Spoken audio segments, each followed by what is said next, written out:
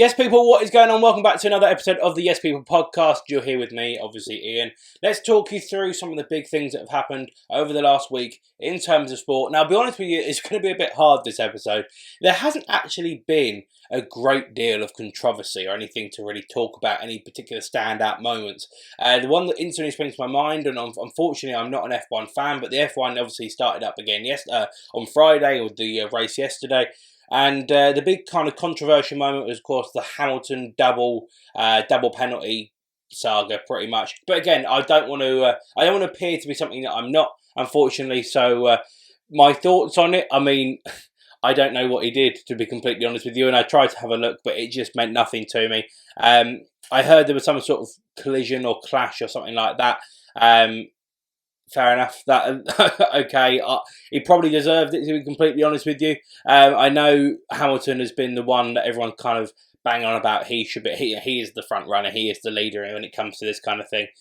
He is the favourite to go and do the business, pretty much, when it obviously now the season has started again.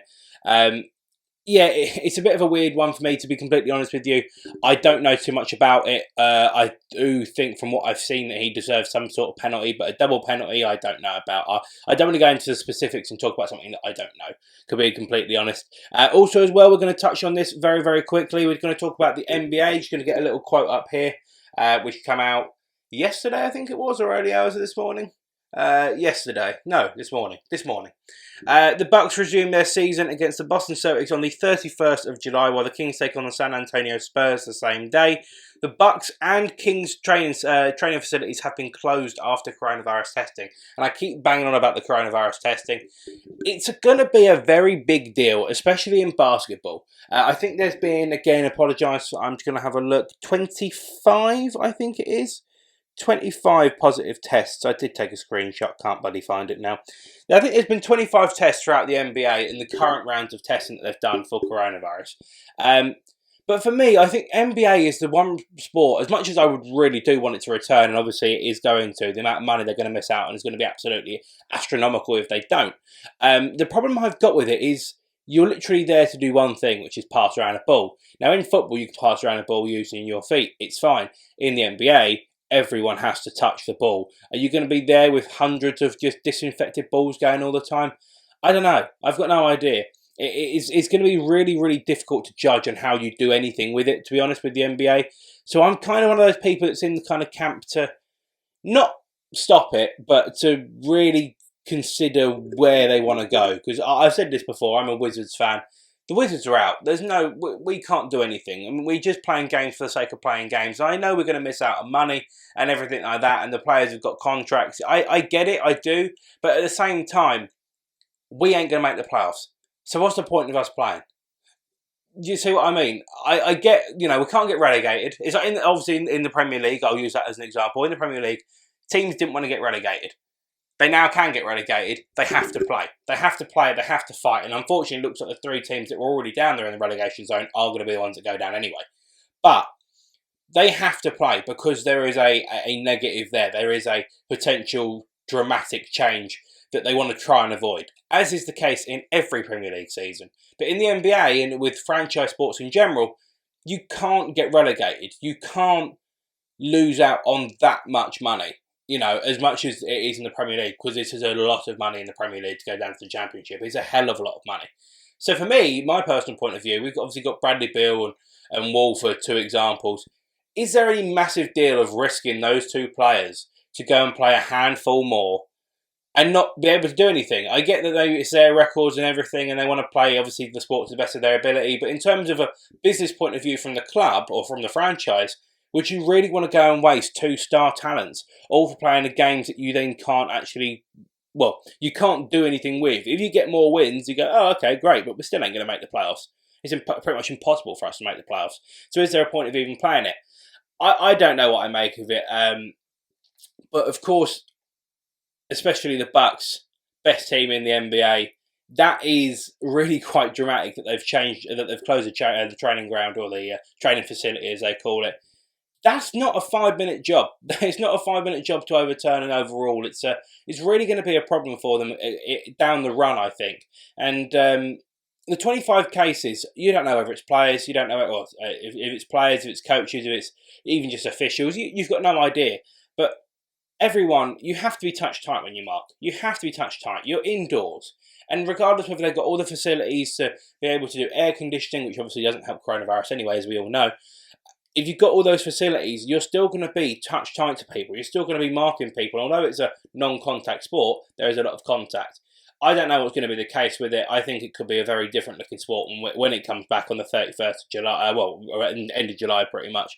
I don't know whether it's worth coming back quite in the same way that they want to. But again, I've said that publicly before, and nothing seems to have come of it. Apparently people don't care about my opinion when it comes to NBA, but I just think it's a bit mad, if you ask me. Baseball returning, fair enough. You're massively social distanced. You are miles apart. Whether you want to throw the ball around a bit, you just, wash your hands every now and again. You disinfect the ball. You maybe use a new ball you obviously use multiple new balls in baseball. In cricket as well, you use multiple balls. It's very easy to do. That's very, very easy to do. You can restrict the amount of contact that is made between hands and ball. In the NBA, you can't. You really can't. Even officials and stuff like that, they're bouncing the ball in. It's just absolutely nuts. I don't think it should go ahead, but again, what do I know? What do I know? Let's go into a bit of football now, though. Football is going to be the massive talking point, of course. Liverpool winning the Premier League. It seems like the whole Premier League season, unless you're fighting for top four and getting relegated, is pretty much over, which is incredibly annoying. To be completely honest with you, I'm obviously a Chelsea fan, if everyone doesn't know. I'm a big Chelsea fan, and the season itself is slowly starting to die down. We are not obviously guaranteed for top four, and we've really got to go and put the emphasis on winning games and go and show people what we can do, pretty much. But at the same time, you've then got the likes of, we play Palace tomorrow. You may be watching this after the Palace game. We hopefully will win. But they can afford to go, right, great, we're going to go and take Chelsea's scalp because we're not going to get relegated. We're not going to get Europa League. We're going to finish mid-table, which is absolutely fine by us.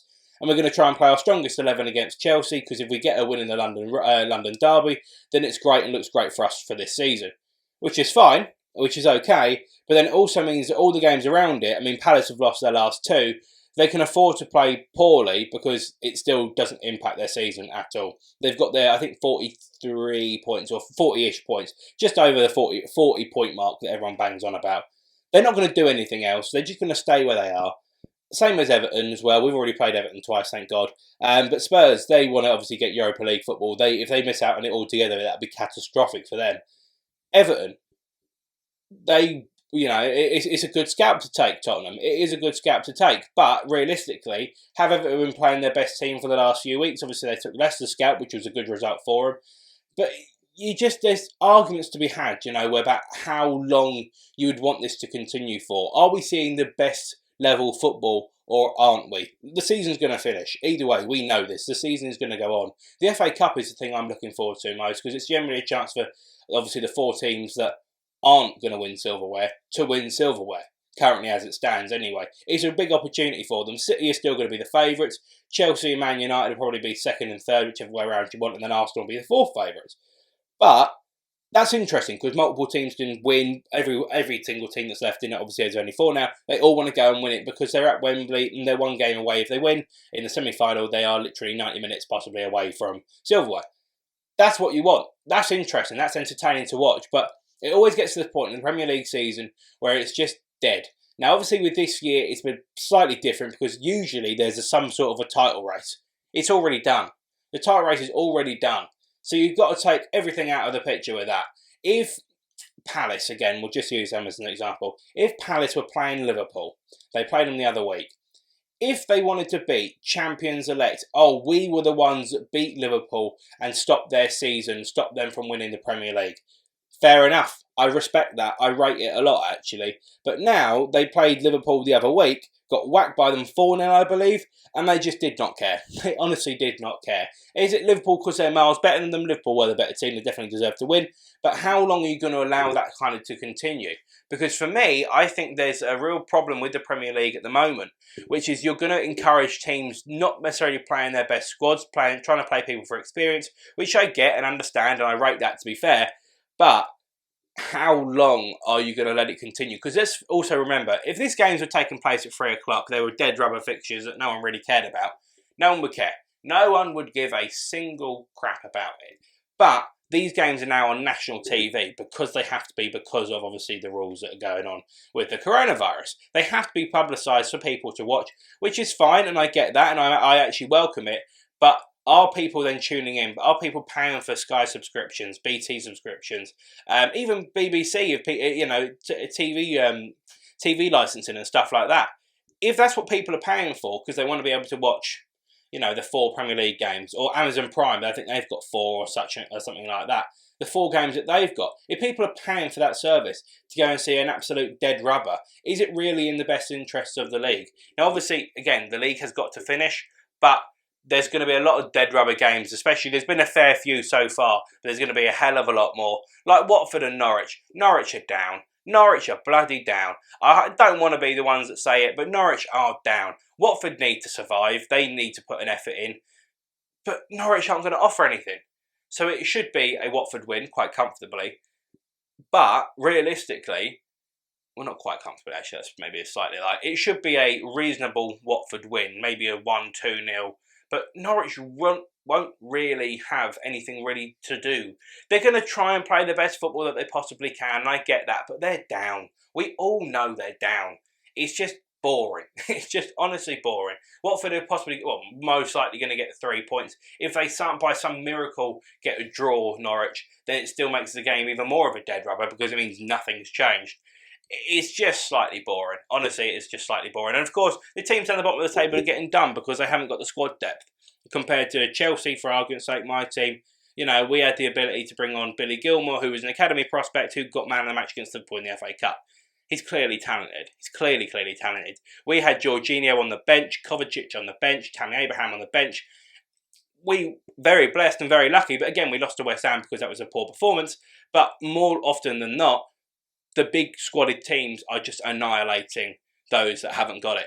And unfortunately, Norwich, who are obviously down already, we all know this, they haven't got a good run of fixtures, but they haven't got a big squad either, and they're paying the price for it. Same thing with Watford, they're paying the price for it, and it's just going to continue to go round and round and round and round and round. So there we are. That's just my personal opinion about it. But of course, we do also need to talk about Southampton, which is a very odd one. Again, they're another team that aren't going to do anything. But they took a scalp of Man City, which is great for them. Brilliant. Che Adams, I think his name is Che or Shea. Fantastic goal. But the game itself, dead. Completely dead. It was obviously a fantastic moment for him, and to score the way he did, and it's a very intelligent finish because everyone goes, oh yeah, you just put your foot through that and whatever. Do you try and put a little bit of backspin on it? He realised you've got to bend that. You have to bend it. Got to bend it round over the top. It looked like it was going wide actually at one point, but you just saw the complete whip on it as it came back in, and he had to perfectly land it. It doesn't matter where it landed. If you were landing it in the 6-yard box, pretty much, it was going in because of the way that it was bending. It's a fantastic strike. It's a really good bit of individual effort. And if you put backspin on it, the wind can hold up. Maybe Ederson gets back. He had to hit it with power because Ederson is quite a fast keeper, despite what people actually believe. He's done all right for himself, Ederson. But to be beaten like that in the way that he was is slightly embarrassing. But it was a good moment. It was a good moment. But from anything else in that game, it was just absolutely dire. Absolutely dire. It looks like Real Madrid are going to win the Liga as well, which is fantastic to break the norm normally from Barcelona. But of course, Messi has come out in recent days and said a fair bit about his future and what he wants to do. And mixed opinions about it, I must be honest. Mixed opinions. For me, I think Messi's probably the best player ever to play the game. He's up there for me in my top 5. I think if anyone puts him outside their top 5, they are an idiot. You can maybe forget one person here or there, but I think for me, you have to have in your top 5, you do have to have Messi and Ronaldo, both of them. The thing that Messi's got over Ronaldo is he's had that longevity with the one club. He is that one club man. But Messi in recent days has said, or the last week or so, has said that he would be up for leaving Barcelona if it all came round to it. And it said it looks likely that he could possibly end his career at Barcelona after next season when his contract runs out, which is weird to say the least. Let's say that. What do I think of the whole Messi situation and what he could do? He said, and again, I haven't got an exact quote for this, but he said something on the lines of he wants to be there to believe in a project. He wants the best for Barcelona, and he wants to be there for the long-term project, which I get and I understand. But for me, personally, if you're Messi and you care about Barcelona that much, he is worth 100 million. Plus, he's worth 100 million. If you said to someone, Lionel Messi is on the market, Ronaldo went for 120 million euros, Lionel Messi is on the market, someone come and buy him. Someone come in for him. You would have a lot of clubs, many clubs around the world that would go, yeah, 100 million. I want that. I want that in my team. And they'll get the 100 million for him, maybe slightly less in euros or whatever, but they'll get 90, 100, 110, maybe even 120 million for him. Because he is that good. In most people's books, he is the GOAT. Standard. If Barcelona really cared about Messi, and Messi really kept Barcelona, he would sign a contract extension. He would do a year or two or something like that, and he would allow people to come and get him. Give Barcelona the 100 million, because he said that there's no project there for him. He said there's no project, and he feels like he's getting in the way, and if he's getting in the way, then it is what it is. You'll be getting in the way more if you don't actually get transferred on, if that makes sense. And I know he might be one of those ones, I want to go back to Argentina, I want to go and live this happy life, blah, blah, blah, blah, blah.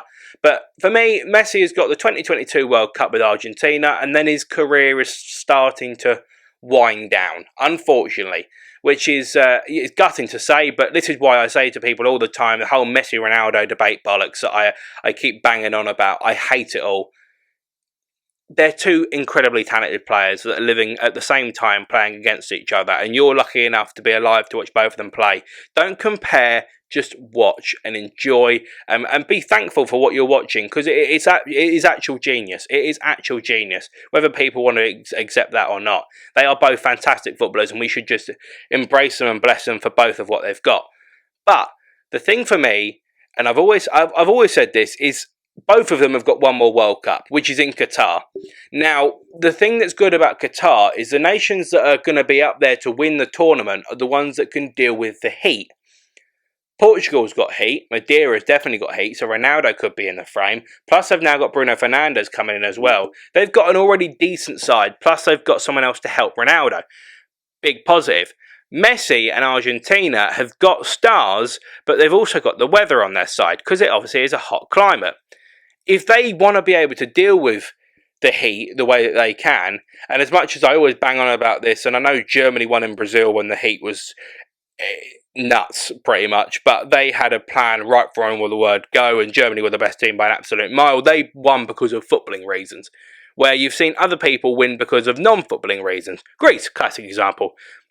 They shithoused their way to a European Championship. Nothing wrong with that, it's in the history books, but it was just a different way of playing the game. If Messi, Argentina, Ronaldo, Portugal, whatever, really want to go and have a go at the 2022 World Cup, which I think should be both of their last tournaments, maybe you get Messi one more, but I doubt it. You've got to realistically be thinking you want to go and win the whole thing. And both countries have got the ability to do it, but also they've been given a massive advantage in the fact that it is bloody hot there, and England won't be able to deal with it. Germany probably won't be able to deal with it. The Dutch probably won't be able to deal with it. France will be fine because half their players are of African origin anyway, so a lot of their players will be used to the heat. Even Spain, I don't think they're going to go and be the same team. There's a few others that kind of instantly rule themselves out. Even Italy and people like that. I know Italy haven't been the same monster they have been in previous years. Belgium as well. Some of their players may not be able to deal with it. It's a completely different game. And those two have got real opportunities to go and win the World Cup. Neither of them have done it. Either Messi or Ronaldo, sorry, I should say that. It's a big fucking opportunity for them. They should really go for it. But Messi needs to believe in a project. He needs to be there, involved in something. And if he goes and plays minnow football back in Argentina, and although he might have a load of fun and his family might be a bit happier, blah, blah, blah, blah, blah, because he's probably got a really nice gaff out there anyway, you're probably going to upset people. And what you're definitely going to do is hinder your chances of being the star in the World Cup for your team. So for me, I think Messi needs to go somewhere else. Don't go to Real Madrid. Don't go to PSG. Don't go to whatever. Just pick a club. Go to Italy or something like that. I don't know. Go to Italy. Maybe go to come to England if you really wanted to. Messi, just do something that does not let your career deteriorate in the way that it looks like it possibly could. He needs to be part of the project going forward for whoever it is. But Chelsea, for argument's sake, well, I'll use us as an example. We've got a really good squad, but we could maybe do with a proper leader, a real winner. Even if Messi came to Chelsea, we could turn from being a possible championship winning side into a championship winning side. He can be part of the project, even if it is only for 2 years, 3 years. But people can learn off that, and clubs would definitely welcome it. But other places, he wouldn't be the same thing. And if he really wants to progress in the way that he can, he needs to still go to a big club. Again, we don't know what Messi's going to do. We have no idea. But for me, I think he really needs to consider what he's doing. And to be honest with you, I wouldn't leave Barcelona. If that was my personal opinion, I would go there and retire a club legend. Maybe just become a bit more accepting of the fact that the project needs to work a bit more. And maybe be a bit more vocal, because they've had Philippe Coutinho, Dembele, who necessarily, both transfers haven't really worked. Griezmann hasn't worked in the last few years, and they spent big money. The recruitment just needs to be better. Build a team around Messi for the last couple of years, and let's be honest, you're never going to be able to replace Messi, but if you can play in the same way, when Messi eventually does go, do you know what, lads, that's going to be it for me. There's many a right winger out there that you could go and base your team around. Don't play him up front. Let Suarez play up front. Again, you can replace someone like Suarez. It's definitely doable. Because again, centre forwards are easy to find. They are. Top ones are harder to find, but when you're at Barcelona, you can take a top centre forward, which is quite easy to find, and make them into an elite centre forward. So for me, I think Messi needs to maybe just chill the whole thing down a bit. But there we are, that's just my opinion about it. I think that he's got a lot more to offer. And talking about offers, actually, one thing we do need to talk about, and I'm really looking forward to, is the restart of the MLS, which is great. The MLS restarts on Wednesday the 8th, which I'll be doing videos for. I'm very much looking forward to that. I'll probably be staying up early hours in the morning, maybe even doing some live streams for it. I'm not too sure. I'll have to see what happens, but the MLS, I can't really obviously say, oh, these are the favourites, this is this, because the season barely even started. They're doing this new tournament style, which is going to be great, and I probably will do some whole content around the MLS, which is going to be fantastic to be a part of and to experience as well, because I've liked the MLS for a long time. It's not the same as European football, but you play in a different way. The crowds are different, the atmosphere is different. Of course, that's not going to be the case for this. But if I can then now start to focus on really the football, which is what I'm really looking forward to, and I think a lot of people are, you can actually see that there are some quality players in the MLS. I know a lot of people say that you've got your big stars, your Carlos Velas, your what's the geezer's name? Martinez, I think it is, that plays for Atalanta, and a handful of other players as well. Ibra was over there, he was a star man by an absolute mile. Hernandez, actually, Chicharito's over there at the moment. They've got these handful of stars pretty much, but there is a lot of decent players that also go around it as well. So I'm really looking forward to, I must be honest, I really am looking forward to be able to just kind of watch the football, see what goes on in the MLS. There is a fair few players, and again, normally you just see Hernandez get the ball and put it top corner or whatever. But what you want to see is who gives the pass there, which you very rarely actually see when it comes to highlights, because a lot of the time there's these long kind of darting runs and whatever, and the second that Ibrahimovic gets on the ball, it all becomes about him. So to be able to actually watch the game and experience it properly and in this little bit of freedom that we've got at the moment, I'm really looking forward to. I'm not going to give a prediction of who I think is going to win the whole thing, because obviously who the hell knows who's going to win the whole thing. But one thing I will say is I do think both LA clubs have a really big advantage in this tournament, again because of the heat, and obviously it's taking place down in Disney. I would say Miami, the team that obviously I'm kind of supporting, let's say that. I do think they're going to have a good opportunity to win some games, I do, but I don't think they're going to be able to win as many as they need. Compared to the two LA sides, and I think Atlanta as well will be a very decent machine to be reckoned with. They're used to playing in heat, and I know obviously my Atlanta play in a dome, but they're used to playing in the heat, and if you can deal with the heat, you've really got a chance. You definitely do. I think the teams that are really going to struggle could be both New York sides. I do think that is it gonna what are they called? New team Cincinnati. I think they're going to really struggle. I think if you're playing against them, you've got 3 points every time. And I do think Miami are going to struggle as well, but that's just because of quality rather than heat. I do think Seattle Sounders and the Portland Timbers could possibly have be a little bit upset by what happens in the tournament, which yeah, it would be very odd. But again, they both those franchises have got big teams, big squads. They'll be able to use their players in the ways that they need to. But there's some very good games that have been drawn out. I'm not going to go through it all because it takes way too long. Do go and have a look and see who's playing. I can't actually remember who the first game is. I'll be watching the ones that are on Sky in the UK. So any of the games that are on Sky, I'll be doing live streams for and things like that. Bit different. It's going to be early hours in the morning, so they might not be as whoa and excited and all this stuff. But just maybe some live streams, some little reaction videos, just seeing what's going on in the MLS, because I do want to start to branch out into the American market, because everyone knows I do love my American market stuff. And yeah, I'm very much looking forward to. To watching and learning about the MLS in the way that it can be portrayed. And at the moment, obviously, there's a lot of Premier League games going on and such, but because it's on at such a time, people are furloughed, people aren't necessarily working and all this stuff. It's a real opportunity for the MLS to grow in the UK. And people start to select a team. People start to, oh, I like such and such player. I like such and such player. Even that, if they can start to gain interest and gather interest in the UK, which is a real opportunity for it, because people haven't got to worry about what time they get up because you're not working. If this is a real opportunity for people that would go, nah, I'll go to bed, I can't be asked to watch this. Actually now go, oh, there's football on at 1:30 in the morning. I'll watch that. And then it starts to come through. And before you know it, if you actually don't realise what you're doing, you could spend pretty much all day, all night watching MLS, which is what I'm kind of hoping and planning that I'll be doing myself. But yeah, it's going to be a really interesting time. I'm really looking forward to what happens down at Disney, and of course with the NBA going there in a little while as well. It's going to be really interesting to see how they deal with it. See if I know obviously the home team away team thing in the Premier League, there's been a lot more away wins than there has been home wins, and I know in the Bundesliga there's been a lot more away wins than there has been home wins and stuff like that.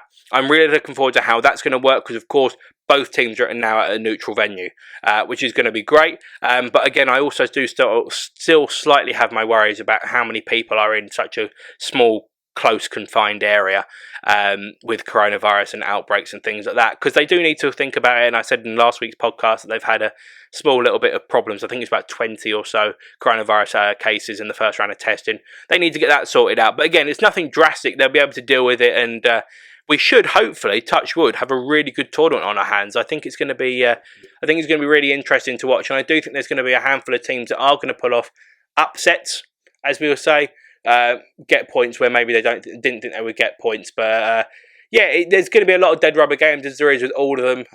But there's going to be some really good football being played, and real positives that are going to definitely come out of this tournament. So I am all welcome for the MLS restarting in literally a few days' time. I can't wait for it myself.